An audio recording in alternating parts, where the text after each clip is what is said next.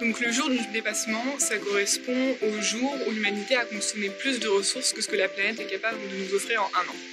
Donc concrètement, ça veut dire quoi? C'est le jour où l'humanité a abattu le plus d'arbres, pêché le plus de poissons, construit et cultivé sur le plus de terres que ce que la nature est capable de nous offrir en un an. Donc c'est un outil en fait de mesure qui a été créé par le Global Footprint Network.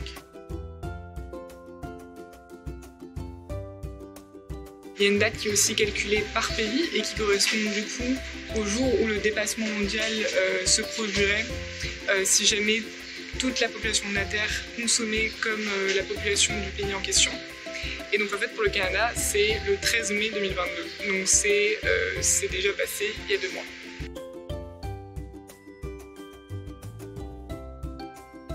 Alors déjà ce que je t'invite à faire c'est de passer le test du Global Footprint Network qui permettrait de déterminer ta journée du dépassement, c'est-à-dire le jour où le dépassement mondial se produirait si toutes les personnes de la Terre consommaient comme toi.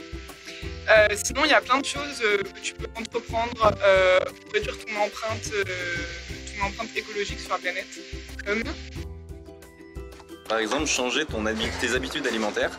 Depuis l'enfance, on est habitué à manger beaucoup de viande, un peu de partout. Et c'est important de pouvoir changer ça. Donc ça peut être un changement brutal, mais c'est compliqué, c'est-à-dire d'arrêter du jour au lendemain et devenir vegan.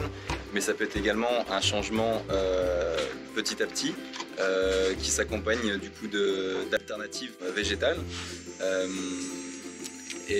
On sait que l'industrie agroalimentaire est très consommatrice en termes de ressources planétaires. Consommatrice de terre, donc tout ce qui est lié à la déforestation pour les pâturages et pour les troupeaux, tout ce qui est consommation d'eau, et enfin pour terminer tout ce qui est souffrance animale. Donc si tu peux éventuellement toi-même t'investir pour faire changer petit à petit ça, c'est une bonne chose pour la planète.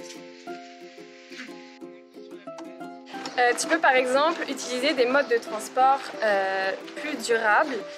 On sait que la voiture et l'avion sont des modes de transport qui contribuent grandement au réchauffement climatique. Donc tu peux utiliser ce qu'on appelle la mobilité active, donc utiliser la propre énergie de son corps pour se déplacer, comme par exemple se déplacer à pied ou à vélo. Tu peux aussi utiliser des modes de transport durables comme le métro ou encore l'autobus, qui vont faire en sorte de réduire le nombre d'autos sur les routes. Comme modifier ses habitudes de consommation. La plupart des produits que l'on consomme font appel à des industries qui sont très polluantes et qui détruisent l'environnement. Et souvent, un même produit, que ce soit l'emballage ou son contenu, a fait appel à de nombreuses industries différentes et qui peuvent provenir des 4 coins du monde. Moi par exemple, j'essaye de consommer plus local, ça me permet un peu de retracer d'où viennent mes produits et de réduire les intermédiaires et le nombre d'industries. Donc par exemple, j'utilise le site Fermier de Famille qui répertorie de nombreux fermiers, fermières, maraîchères locaux et ça permet en fait d'avoir des paniers qui peuvent être hebdomadaires dans différents points de chute de Montréal, donc c'est très facile et ça permet d'avoir un lien plus proche avec les producteurs et les productrices. N'hésitez pas à passer à l'éco-quartier si vous avez plus de questions.